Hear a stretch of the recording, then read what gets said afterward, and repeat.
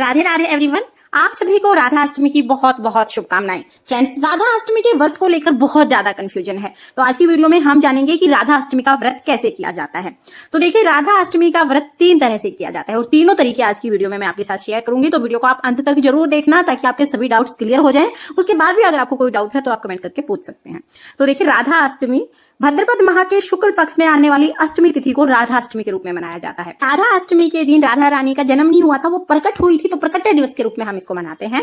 और राधा अष्टमी का व्रत करना बहुत ज्यादा पुण्य फलदायी होता है। माना जाता है कि 1000 एकादशी के व्रत से जितना हमें पुण्य फल मिलता है, उतना फल हमें एक राधा अष्टमी का व्रत करने से मिलता है। हजारों पवित्र नदियों में स्नान करने से जितना फल मिलता है, उतना फल हमें राधा अष्टमी का एक व्रत करने से मिल जाता है। राधा अष्टमी का व्रत करने से ब्रह्म हत्या जैसे पाप से भी मुक्ति मिलती है, इसलिए राधा अष्टमी का व्रत जरूर करना चाहिए। अब हम जान लेते हैं कि राधा अष्टमी का व्रत कैसे किया जाएगा। तो देखिए, राधा अष्टमी का व्रत करने के 3 तरीके हैं। सबसे पहले तो जान लेते हैं कि राधा अष्टमी कब है। तो 2023 में 23 सितंबर को राधा अष्टमी मनाई जाएगी।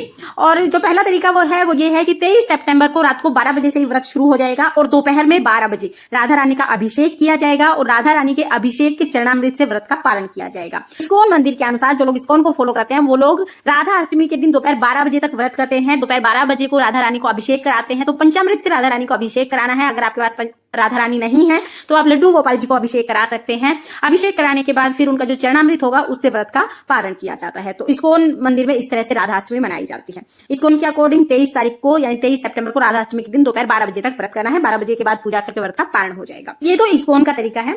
दूसरा तरीका है कि सप्तमी तिथि को पूरा दिन व्रत किया जाता है। सप्तमी को व्रत करके अष्टमी को सुबह मंगला आरती के टाइम सुबह 4 बजे राधा रानी का अभिषेक होता है और अभिषेक के चरणामृत से फिर व्रत का पारण होता है।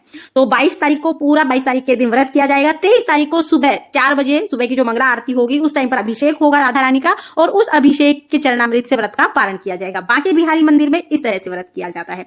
तो बांके बिहारी मंदिर को जो लोग फॉलो करते हैं वो 22 तारीख को व्रत करते हैं और 23 तारीख को सुबह मंगला आरती के समय चरणामृत लेके व्रत का पारण करते हैं।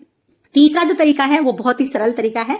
उसमें राधा रानी का जो व्रत किया जाता है वो राधा अष्टमी के दिन पूरा दिन व्रत किया जाता है। सुबह से व्रत करेंगे, दोपहर में राधा रानी का पंचामृत से स्नान कराएंगे, अभिषेक करेंगे, उसके बाद चाय पानी जूस आदि पी सकते हैं और रात को चंद्रमा को अर्घ्य देने के बाद फिर व्रत का पारण किया जाएगा। तो ये 3 तरीके हैं राधा रानी का व्रत करने के, यानी राधा अष्टमी का व्रत 3 तरीके से किया जाता है। तीनों ही तरीके बिल्कुल ठीक है। आप किसी भी तरीके से व्रत कर सकते हैं। जो भी इनमें से जो भी आप फॉलो करना चाहें, जिस भी तरीके से आप व्रत करना चाहें, आप उस तरीके से राधा अष्टमी का व्रत कर सकते हैं।